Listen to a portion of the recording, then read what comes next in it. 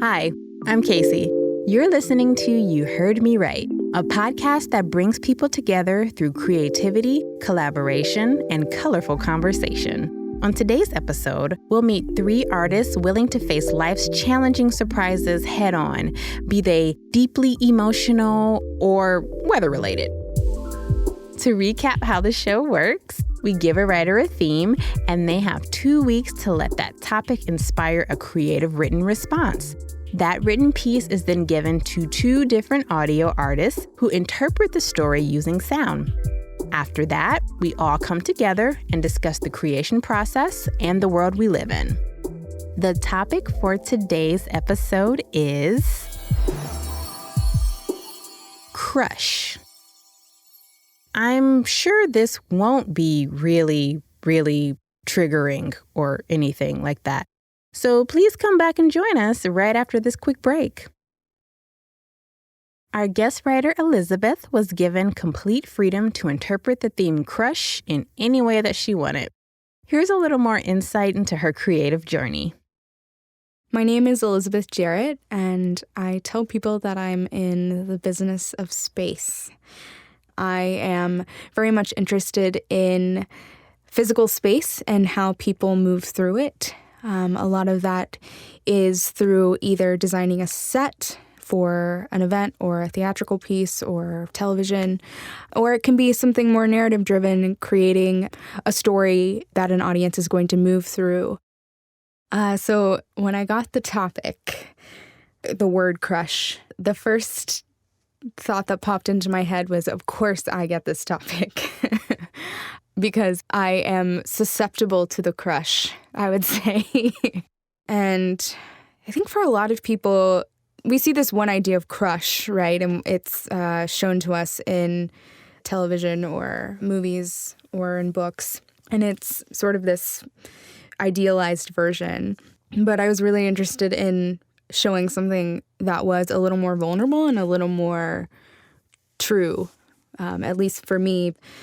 I took it as an opportunity to write about something that I've been putting off writing about, which was sort of what happens when the crush sort of not reciprocated. And now Elizabeth will read her short story entitled St. Geordie's Day. I found the scattered paper along a Barcelona beach one April, their hue of parchment camouflaging their shape against the sand.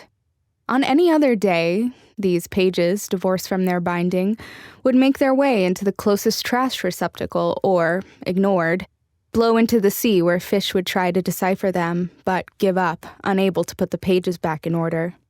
Fish don't do well with numbers. It was St. Geordie Day. In Catalonian tradition, sanguine women present their desired companion with a book. Vendors line the streets as lovers carefully select a symbol of their devotion, borrowing someone else's words to write their love story. My eyes scanned the shoreline for any sign of the book's assassin. I tried to imagine the moments before I arrived, a heartbroken body tearing at a once-cherished gift, now a weapon. It felt serendipitous that I had found these pages. I didn't want their story to end this way, so I put them in the back of my journal to present to my own crush. David didn't live in the same state as me. I remember a year into our friendship when he showed up unannounced to my apartment in a gray rental car I didn't recognize. It was the most romantic thing anyone had ever done for me. I practiced my declaration of love in the shower, a bar of soap my confidant. It listened as I rehearsed Academy Award-winning monologues so beautifully composed that the water applauded as it hit the shower floor. We were friends. I wanted more. St. Geordie's pages in hand, I told him. He didn't wait for me to finish, as the soap had. He threw out a mess of compliments and then, but. The shower hadn't prepared me for but. We lingered there a moment. The pages slipped from my hand and drifted lazily towards the earth. "What are those?" he asked. "Nothing," I said. Did that story remind anyone else of the imaginary relationship that you're currently having with your crush? 'Cause, that's definitely not what it reminded me of either. Here is the first of our audio artists, Nicolette. My name is Nicolette Emanuelle. I am a multi-instrumentalist, and I also teach and perform aerial arts. I have a small black cat at home named Makuro, who I adore. As far as the theme crush goes, honestly, the first thing that pops in my head is the soda. So in my head, like, I see these bright colors, but I also hear these sounds of like acorns and leaves being crushed. Nicolette's musical composition is called 1,000 Moments.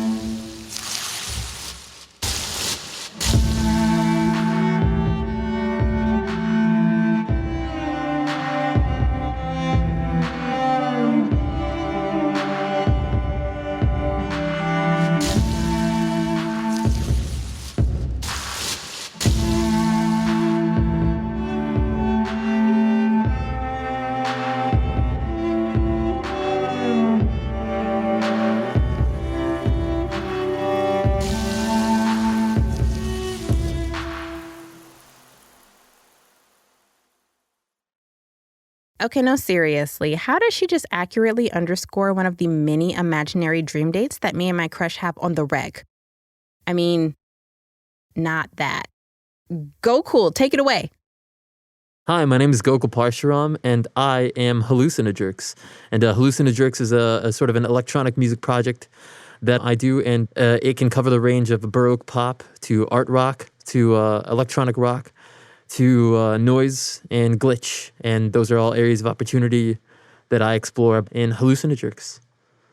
People say that all the types of songs, that could happen have already been written, but that's nonsense. That will never, ever, ever be the case. Every single new person that is born is an infinite number of songs waiting to be written. That is my truth. I thought the best way I could honor the writer was by having a true and complete personal response to her piece. And so instead of trying to do something that like recreated or paid homage, specifically to different aspects of her work, I tried to be very true to what her work made me think about in terms of my life, in terms of the things I wanted, and I acted in accordance with those thoughts. Please enjoy Gokul's response, a song entitled, What?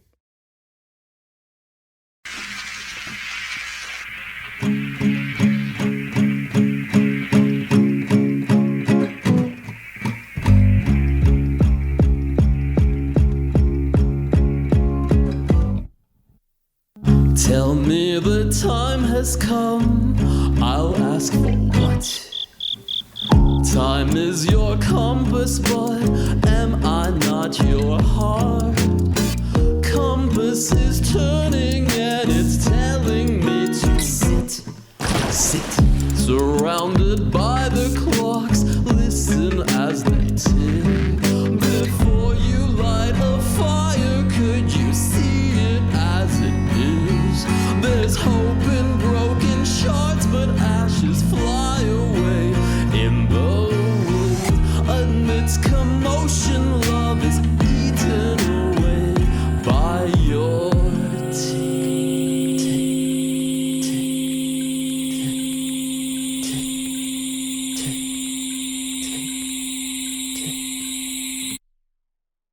So each of these pieces has me so far in my feelings that I think it's a good time to take a break. We'll be right back. Welcome back. I have pulled myself together, and you have just heard all of the amazing work that was inspired by the theme Crush. This is a mini season 1 spoiler, but all of the group interviews for You Heard Me Right were recorded outdoors, except for the one that you are about to hear. About an hour before our group session was about to start, the clouds came rolling in and we had to move our setup indoors. Now, the safety of our guests and crew was still always the priority, and we were not messing around when it came to COVID safety protocol. So, we set up our 2 sound artists in separate rooms inside of, I guess you could call it the actual tree house, and our writer Elizabeth joined us via Zoom.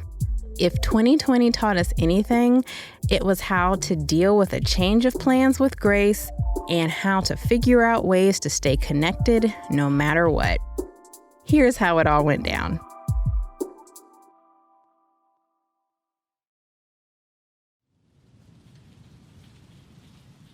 Okay, y'all, it looks like we have everyone plugged in. Elizabeth, thank you for standing by via the Zoom. We can all see you. Great. Hi. Didn't see you there. Oh, are you Nicolette? I am. Oh, hi. Oh yeah, Nicolette and Gokul, y'all have been in the same house together the whole time. Sorry if we didn't make that apparent before we streamed your audio responses for Elizabeth. But yeah, since we just did that and we are all now acquainted, Elizabeth, why don't you kick off the convo? Like, what are you thinking? What are your thoughts on what you've just heard? Oh, I was excited by it. It's really interesting to sort of experience how 2 different people interpret something that you created. So to me, even though the piece was short, I felt like it had a couple of different tone shifts to it. So yeah, it's nice to see sort of those multitudes within the piece sort of realized through sound by 2 different individuals. I love them both. And I will say too that I would bop to both of these songs on a regular basis. And yeah, there's such a musicality to both of them, which I don't know if I expected. Like I think when you think of sound design, there's a million different ways that it can go. But I love all of the instrumentation in both of the pieces, and even though they are very different, they a similarity to them as well. First off, thank you so much. It was so much fun to read, and I loved the sound cues that were already placed in there. Like there were torn pages, and my favorite part by far that I kept telling, I was like, I thought it was so cool the way you described this monologue in the shower and the sound of the water sounding like applause. So much so that I recorded my shower. And that's one of the samples that you hear in the piece is chopped up shower noise, and there's also paper tearing. Yes, I love that. It's cool too because to me, I was thinking that the sound of paper tearing and the sound of waves were very similar. So, finding these papers on the beach and having that sound of paper matched with the sound of water. That is sort of what I was imagining when I was writing it. So I love that you picked up on that. So, reading the piece, which was beautiful. So some of the things that I tried to turn my mind off a little bit when I was writing this song. It was a difficult decision for me to decide whether I was going to write something that had actual singing in it or not. But it was an easy conclusion, I think, eventually, because I realized that hope and love is a very human thing, the way I see it, And I felt like the human voice would just be a really great aid to the song. I think I just read the piece over and over again a lot, and I thought about how a lot of the writing involved I guess reused words of love that transcended any particular moment in time, that were going to be used as one person's hope in their declaration of love to somebody else. And I think the theme of hope and of time and I guess of inevitable disappointment were things that motivated my choice of the samples and of the words. Also, I guess the idea that the main character was kind of timid the whole time, a little bit. I would describe. I don't know if that's fair, but timid in like the way that timid in adopting this love language to declare love to somebody. That timidness, I think, also plays a role in the overall tone of my work. I enjoyed the piece very much. Thank you. Thank you. Yeah, it's interesting to hear that association with time in your piece. I thought that was really interesting because to me, that was like a new lens to sort of look at my piece through, this sort of like passage of time and sort of more about the journey, right? So it was really interesting to hear sort of the repetition that you used in your piece to specifically like talk about time. And there's like sort of like this beautiful rhythm to using some of those words over and over again, and like the almost like an onomatopoeia of like that word tick, and it's also interesting that you picked up on the theme of hope, because I was worried that the pieces would, or like the interpretation might be kind of somber and sad because of the sort of inevitability of this disappointment at the end, like you said, which I guess isn't always inevitable, right? Like right. That's sort of what the nature of relationships are. So, but yeah, the fact that there is sort of a hope that comes from this like realization, or like speaking your truth at the end, and like, at the end of things, in the grand scheme of things, you like know how other people feel, and that is that it either allows you to like move in a different direction, or to sort of come to terms with that as you need to, as opposed to like living in this sort of timid limbo, right? I feel like in this piece, to me, was such a direct reflection, because I felt like the piece existed after the word but, right? So she hears but, and I feel like an eternity can take place there. And there's so many emotions built up in there. And, we were talking about hope and anticipation. And there is a lot of hope and anticipation. Like there's hope that things can resume some form of normalcy. There's a fear of disappointment. There's so many different types of emotions that in a way kind of resemble like that crush, like the rush and the it taking over your mind and the focus. And so I've just been trying to be present in the moment when things are good. Regarding uncertainty in my life, I think I cope with it in two ways. Either I find myself looking at the time a whole lot in order to measure every single aspect of my life, or I succumb to complete utter paralysis and don't. And either of the two happen, and whichever I end up doing, I've been allowing myself to just do.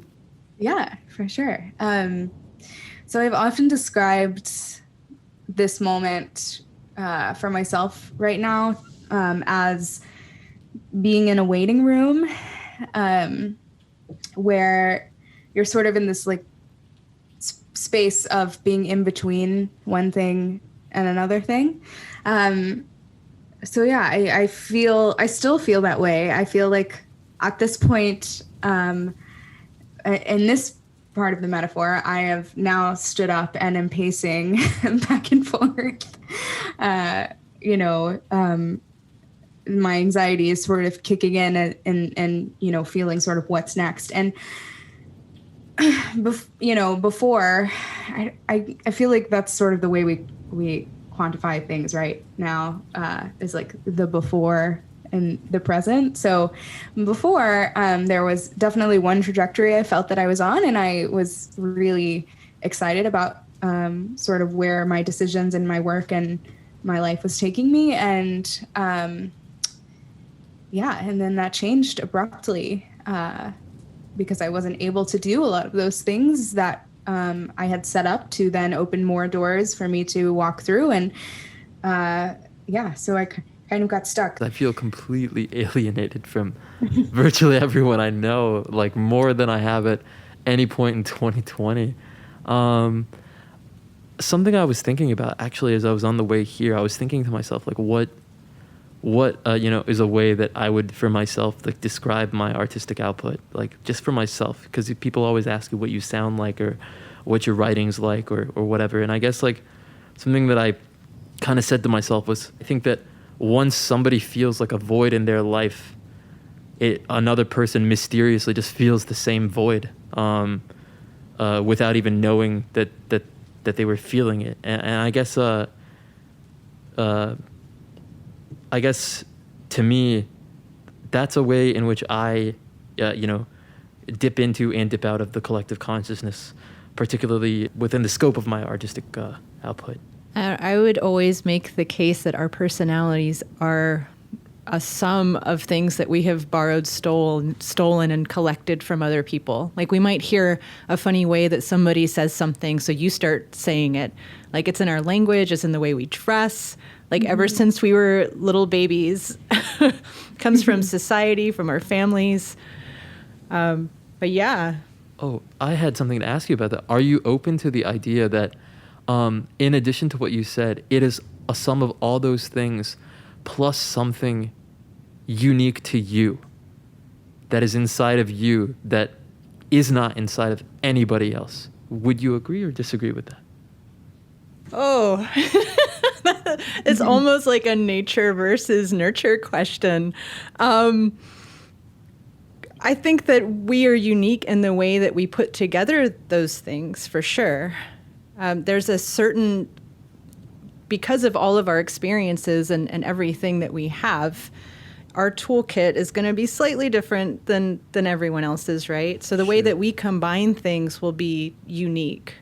And I feel like the more extraordinary or different I've noticed with people and their experiences, then the more unique they're able to put things back together for their own self-expression.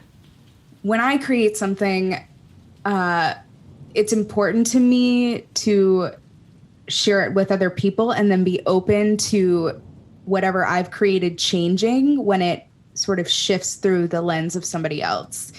You know, I have one mode of storytelling, which I do for myself and I keep private. But if I'm creating something to share, I am sharing that knowing that it is sort of going into what we were talking about before, right? This like collective unconsciousness, or it's going into the world to then sort of become something else or inspire somebody or, shift somebody's perspective or to help them get to know me better. That is a struggle for me. And it's one, because I care a lot, and two, because I need to do a better job respecting the validity of my own experiences. I love hearing your answers. It's an interesting take that I don't normally get to hear. So thank you. Sure. I think I just seek to love what I create. And so as long as I love it and put it out there, I'm okay when someone else doesn't like it or when they're not receptive to it. But really it was finding that love and confidence in my own work when putting it out and understanding context. Because I've definitely performed before for an audience where they weren't receptive. And it was in my mind, it was because, it was this very like joyful event, and my stuff can be kind of a downer. But yeah, it's just that self-love of your work. And I also love collaborative efforts, and I love working with other people. And because I have the things that I do on my own that I like, and it's just 100% me, I feel like I am able to make a better collaborator because of that, because it's easier for me to let go. It's easier for me to kind of like let it shift and transform because somebody else's eyes are on it. This is an existential episode right here. We took it to some spiritual level. Those three chatting was like the rainbow at the end of the storm. Tune in for the next episode of You Heard Me Right, where a copywriter, composer, and sound designer face a very difficult decision. We'll hear you later.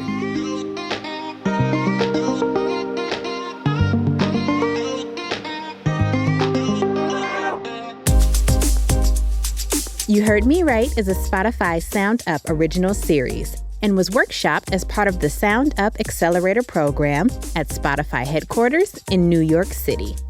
From Could Be Pretty Cool Productions, this episode was produced and edited by Casey Willis, with help from Cooper Skinner and Jacob McCoy. Mixing and sound design by Cooper Skinner.